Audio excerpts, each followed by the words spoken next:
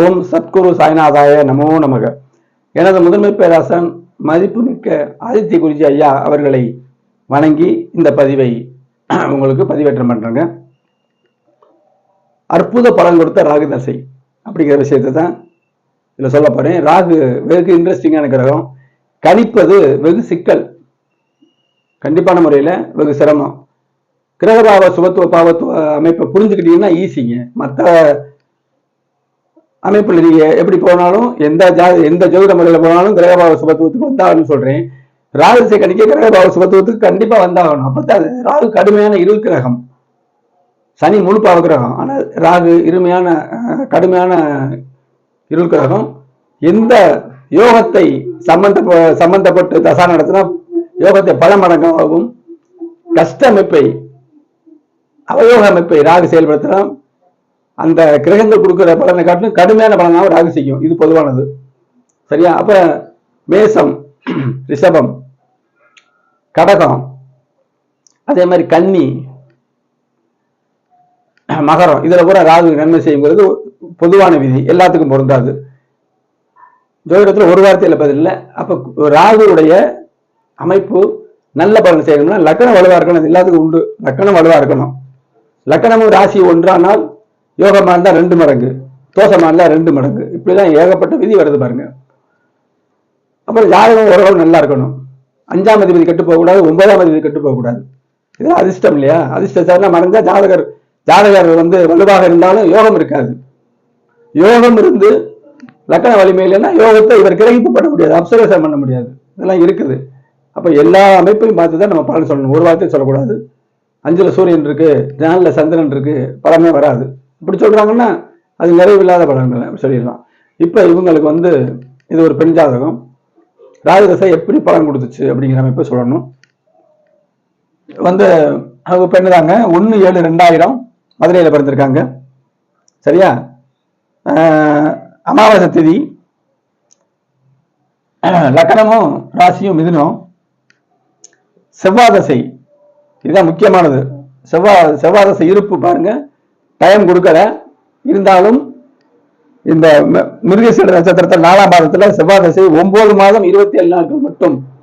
செவ்வாதசை 7 வருஷத்துக்கு 9 மாதம் 27 நாட்கள் மட்டும் இருக்க பிறந்த ஜாதகி. இந்த தசா இருப்பு போட்டால டைம் நீங்க பாத்துடலாம். டைம்ங்கிறது எதுக்காக நீங்க கேக்குறீங்க?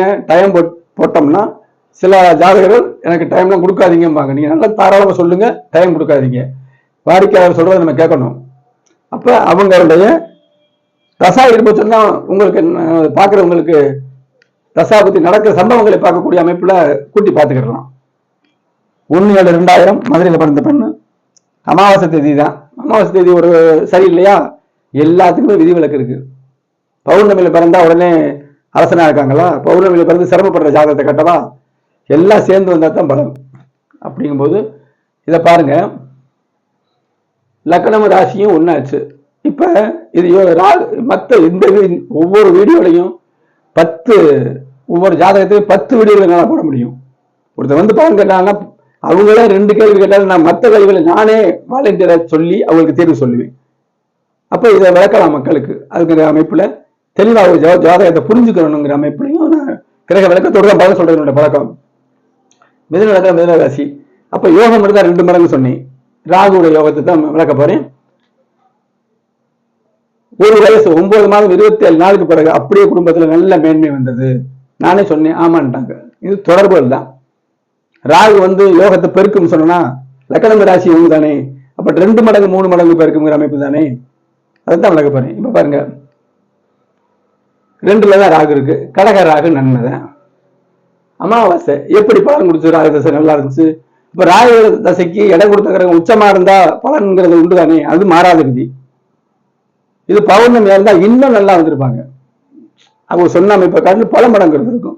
இதுவும் நல்லாதான் இருந்துன்னு சொன்னாங்க. அப்ப கணக்கு எப்படின்னா, லக்கணராசி 1 கூட இருக்கிற கிரகத்தை பாருங்க, சுக்கிரன் சப்போர்ட் பண்ணுது. ஒளியாகத்தான் புரிஞ்சுக்கிறணும்.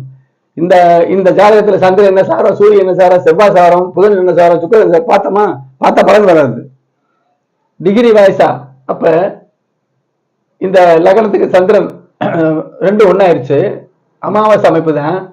ஆனா புதன் ஆட்சி பெற்ற புதன் சத்து கொடுக்கிறாரு, சுக்கிரன் சத்து கொடுக்கிறாரு. செவ்வாய் இருக்கிறது தப்புனாலும் 6ஆம் இடத்துக்கு 8ல மறைகிறாரு, செவ்வாய் இருக்கிறத பத்தி தப்பே கிடையாது. இப்படி ஒண்ணும் சரி. இப்ப ராகு ராகு எப்படி பலன் தரும்? சம்பந்தப்பட்ட கிரகங்களை பார்த்தா நம்ம சொல்லணும். இங்க மேல சந்திரனோட சுக்கிரனும் 5ஆம் அதிபதி சுக்கிரன் 1-4 உள்ள புதன் சேர்ந்திருக்காங்க. செவ்வாய் சேர்ந்தது 6க்கு 8 தான், தவறு இல்லை. இப்ப பாக்கியாதிபதி யாரு? சனி. அப்ப பாக்கியஸ்தானத்துக்கு 4ல தான் இருக்கு, மறையல. பாவத் பாவம் இதுதான். இதை விட்டுட்டு ஒவ்வொரு ராசிக்கு 5ஆம் அதிபதி 9ஆம் அதிபதி பாருங்க அப்படின்லாம் சொல்றதுலாம் வராது. இப்ப 5ஆம் அதிபதி 4க்கு வராரு. 4ல சனியோட சேர்ந்து சனி சுபத்துவமா இருந்து சனி பார்த்த ராகுதான்.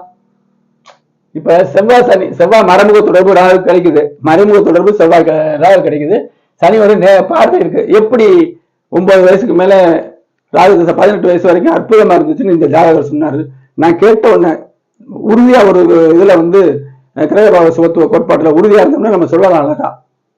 அப்ப லக்னராசி ஒன்றாக நன்றாக இருக்காரு. ஜாதகருக்கு குழந்தை இல்லை, அது வேற சமாச்சாரம், அது வேற வீடியோல போடுவோம். இப்ப எடுத்துக்க டாபிக் ராகுதசை அற்புதமா பலன் கொடுத்தது, யோகத்தை செய்தது.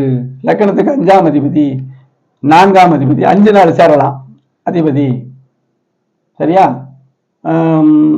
சனி பாக்கியாதிபதி. இந்த இடத்துல சனி எப்படி வேலை செய்வாரு? சுக்கிரன் புதனுடைய மறைமுக தொடர்பு. சுக்கிரன் வீட்டில் இருக்காரு, சுக்கிரன் வீட்டில இருந்து குருவோட பார்வை. சுக்கிரன் புதனும் சனியோட தொடர்பு, குருவின் தொடர்பு சொல்லணும். மறைமுக தொடர்பு, நேர் தொடர்பு. அப்ப சனி பார்த்த ராகு என்ன கெடுதல் படிச்சு ஒண்ணுமே பண்ணல. அப்ப சுபத்துவ பாவத்துவத்தின் அளவுகள் பார்க்கணும். சுபத்துவம் எத்தனை பெர்சன்ட் இருக்கு, பாவத்துவம் எத்தனை பெர்சன்ட் இருக்கு, கழிச்சதோட வீடு என்ன இருக்கு, நல்ல பலன். இப்ப சுபத்துவம் இருக்கிற மாதிரி இருக்கு, பாவத்துவம் எல்லாத்தையும் காலி பண்ணிட்டு பாவத்துவம் தான் மேல இருந்துச்சு வச்சுங்க, நல்ல பலன் இல்லை, உறுதியா சொல்லலாமே. அப்படி சொன்ன ஜாதகம். மறுபடியும் தலைப்பு சொல்றேன். அற்புத பலன் தந்த ராகு தசை. லக்கணம் 2ஆம் இடம், 4ஆம் இடம், 5ஆம் இடம், 9, 2, 4, 5, 9 நல்ல அமைப்புகள். அந்த கிரகங்கள் ராகுவை பார்த்து அந்த படையில் ராகு செய்தது. அற்புதமா சொன்ன அமைப்புங்க. என்ன பத்தி சொல்றேன்? அஸ்ட்ரோ சாய் செல்வம் அப்படிங்கிற யூடியூப் சேனல்ல 1300க்கும் மேற்பட்ட பயனுள்ள வீடியோக்கள் இருக்குது. உங்களுக்கு எந்தவித பலன் வேணும்னாலும், உங்களுக்கு, உங்க பிள்ளைகளுக்கு, உங்க பேர குழந்தைகளுக்கு ராகுதசை பத்தி விளக்க வேணுமா? ராகுதசை வரப்போகுது, நடந்துகிட்டு இருக்கு. என்ன பலன் வேண்டும்னா இந்த திரைவரைக்கூடிய 90 80 57 13 70ங்கிற நம்பருக்கு, வாட்ஸ்அப் நம்பருக்கு ஜாதகத்தை அனுப்பி புக் பண்ணுங்க. கட்டண முறையில் கிரக விளக்கத்தோடு பலன்களை தெளிவாக கேட்டுக்கலாம். சிசேரியன் பார்ப்பதற்கு பெற்றோர் ஜாதகத்தை பார்த்து அதன் மூலம் அவங்களுக்கு நல்ல குழந்தை பிறக்கிறதுக்கு சத்தான குழந்தைகளுக்கு இருக்கா அப்படின்னு தெரிஞ்சுக்கிட்டு நல்லதா உறுதியாக குடிச்சு கொடுக்கலாம். திருமண பொருத்தம், திருமணத்துக்கு பிறகு வாழ்க்கை அப்படிங்கிற வார்த்தை சொல்லலாம். குடும்ப ஜாதகங்களை சேர்த்து பார்க்கும்போது அற்புதமான பலன் வரும். என்னுடைய அஸ்ட்ரோ சாய் செல்வம் அப்படிங்கிற யூடியூப் சேனலை சப்ஸ்கிரைப் பண்ணுங்க, லைக் பண்ணுங்க, ஷேர் பண்ணுங்க. வாரராசி பலன் நியூஸ் டாக்கீஸ் அப்படிங்கிற சேனல்ல கொடுத்துட்டு வரேன், அதையும் பாருங்க.